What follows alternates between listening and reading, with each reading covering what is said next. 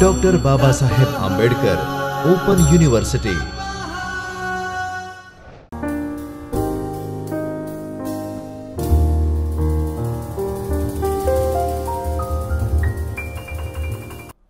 Namaskar students, I am Dr. Himanshu Patel and I am working as an assistant professor in School of Computer Science of Dr. Baba Saheb Ambedkar Open University, and I am your instructor for this module. In today's session, we will first learn about what our Android user interface controls are. Then we will discuss different types of layout. Then we will discuss built-in layouts provided by Android.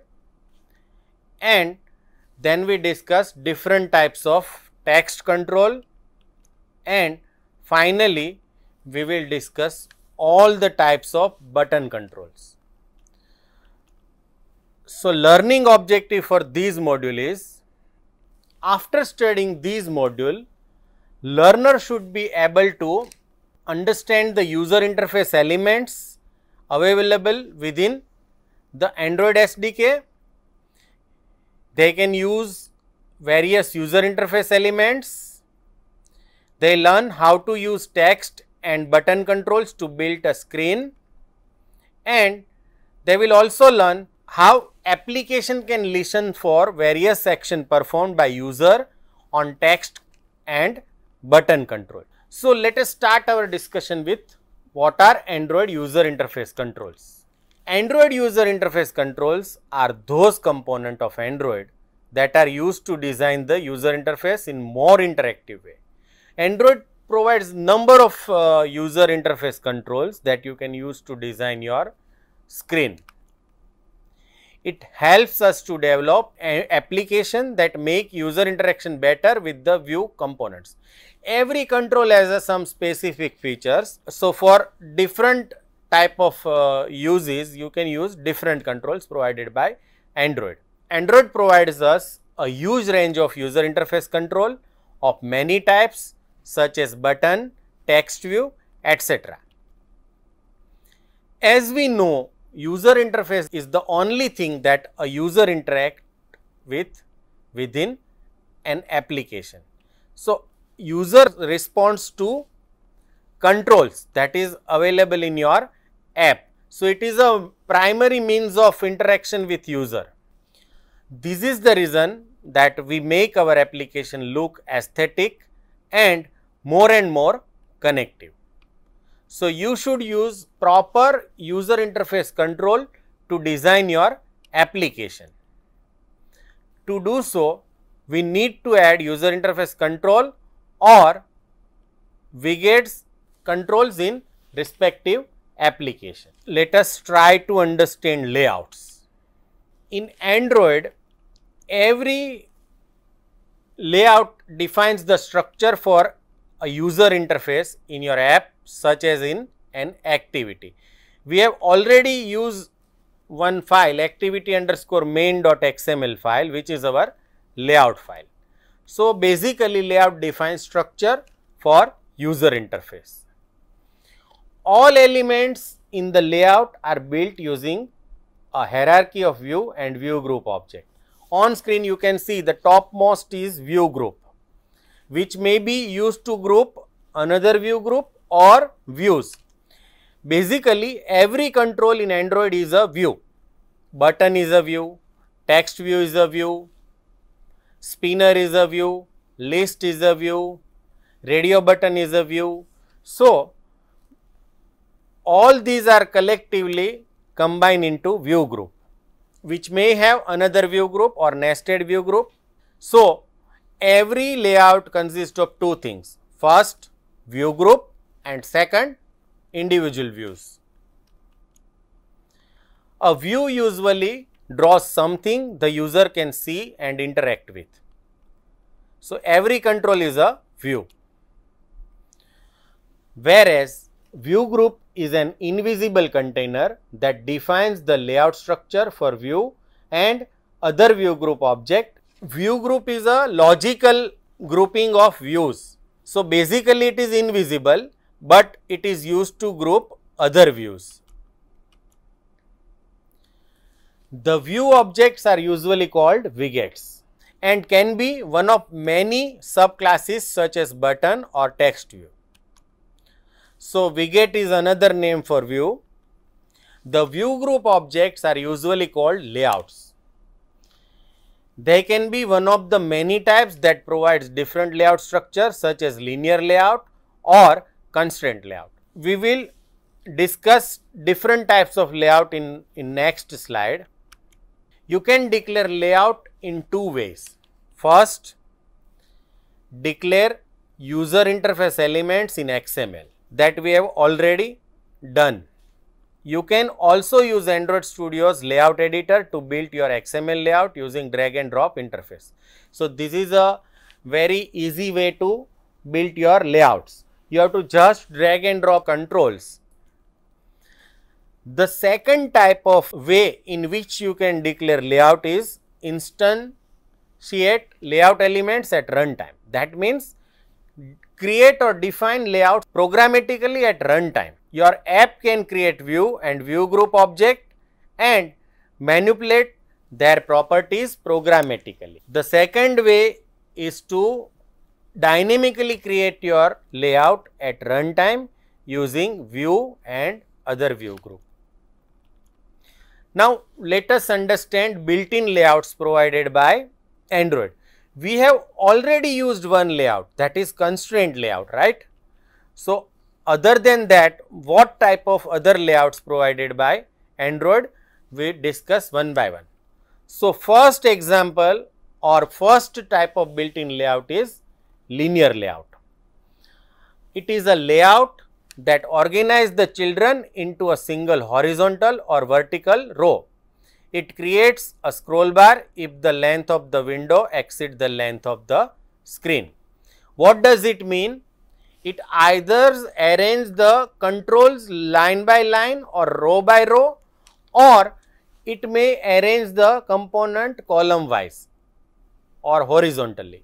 It is either horizontal linear layout or it may be vertical linear layout, but basically both arrange the component either in a row wise fashion or column wise fashion. So, you have to use linear layout when you want to arrange component one by one in a row or column. The second type of layout is relative layout.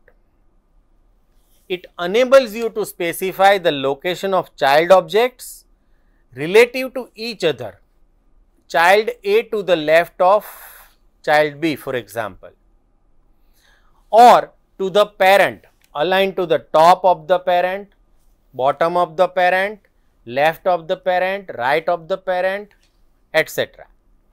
So, relative layout decides location of control relative to either other control or parent control. Now, remember, all layout can be nested.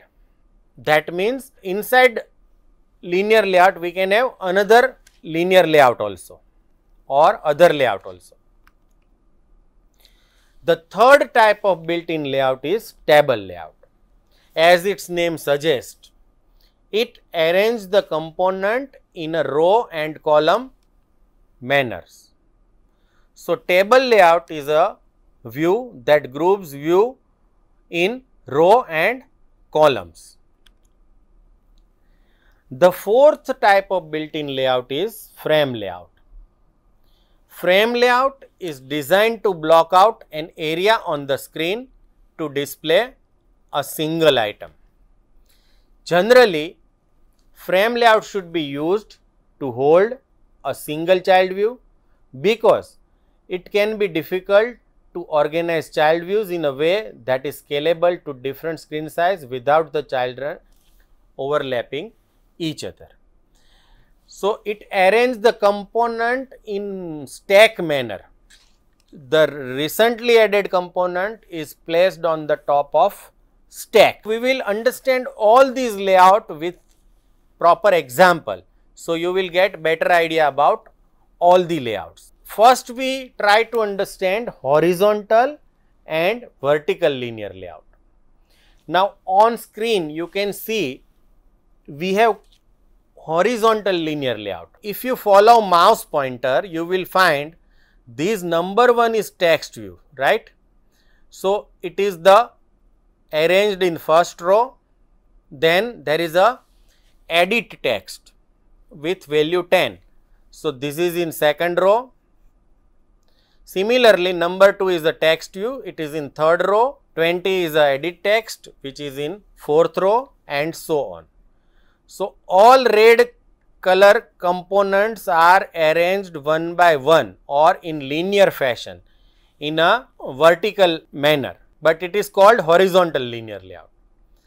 Now, here you will see these 4 buttons add, sub, mul and divide are arranged in a vertical linear layout, but it arranges the component in horizontal fashion. And these entire layout is a again view group which arranges these 4 buttons horizontally or in column fashion, but it is available inside these layout. So, you can see here a layout can be nested.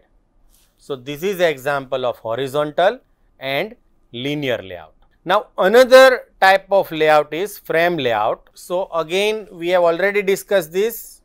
Generally, frame layout should be used to hold a single child view, because it can be difficult to organize child view in a way that is scalable to different screen size without the children overlapping each other. So, on screen you can see that first we have added one image view, then we have added one text view. So, text view is overlapping image view, or since text view is added later on, it is placed over image view. So, we can say child view are drawn in a stack with the most recently added child on top. So, from figure we can verify that. The third type of layout is relative layout that you can show on screen. We have 9 buttons. The first button is on top left part of parent. So, it is called top left button. Then we have one button in north direction.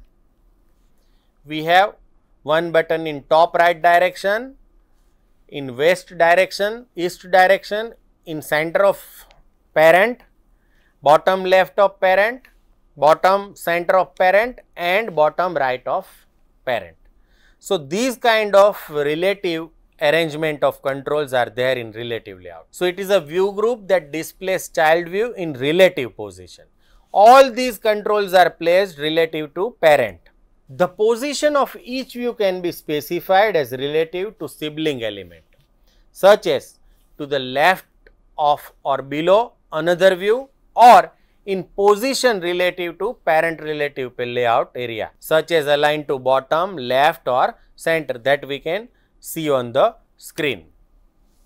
A relative layout is very powerful utility for designing user interface, because it can eliminate nested view groups and keep your layout hierarchy flat, which improves performance. So, you will see all the controls are on same plane or at same position relative to each other. It is not placed on top of each other. So, these how we can arrange controls in relative layout. If you find yourself using several nested linear layout groups, you may be able to replace them with a single relative layout. For example, if we consider these as a linear layout, so first 3 buttons represent one linear layout, the center 3 buttons represent another linear layout, and button at bottom represent another linear layout. So, and one parent linear layout is there, right? So, in this case, if I arrange this component using linear layout, I must have one parent linear layout and 3 child linear layout. You can always replace nested linear layout groups using single relative layout. Another type of layout is table layout that you can see on the screen. Here you can see that there are 4 rows and 3 columns. A layout that arranges its children into row and columns is called table layout. Table layout consists of number of table objects each define table row. Now inside table layout we have table rows, right? Table layout containers do not display border lines for their rows, columns or cell. Remember, it is a logical group of component into cell or row and column. Each row has a 0 or more cells. Each cell can hold one view object. Now on screen you can see serial number, name of student and city are three text view which is held in a single table row. Similarly, the next row contains three another text view and so on. The table has as many columns as the row with the most cell. So, if you add 4 columns in a row, then every row consists of 4 columns. A table can leave cells empty. We can have empty cells also, and cell can span columns as they can be done in HTML part. Basically, table layout arranges your control in a row and column fashion. We have discussed layout controls. Now we will discuss basic control, that is text control. These control is used to display text to the user. We have already used in previous demo text control. Edit text is a predefined subclass of text view that includes rich editing capabilities. We can enter number, name, email, signed number, unsigned number, etc. in edit text. We have autocomplete text view. Autocomplete text view is a view that is similar to edit text, except that it shows a list of completion suggestions automatically while the user is typing. We will understand in demonstration how it works, but right now you can understand that as you type in autocomplete text view, Android will provide you suggestion based on predefined entries that is available. Now on screen you can see various types of text control. It is text view, which is used to display label or static text. Then we have plain text which can be used to enter your name. We have password, numeric password, email, phone number, postal address, multi-line text, date, time, number, signed number, unsigned number. We have autocomplete text view, and we have multi autocomplete text view and check text. Another type of text view is multi autocomplete text view. Now remember, in case of autocomplete text view, Android will provide suggestions based on predefined values available as user types in edit text. Now what is difference is, multi autocomplete text view is again an editable text view and it extends autocomplete text view that can show completion suggestions for the substring of the text where the user is typing instead of necessarily for the entire thing. It can hold multiple string words value at a single time. These all values are separated by comma.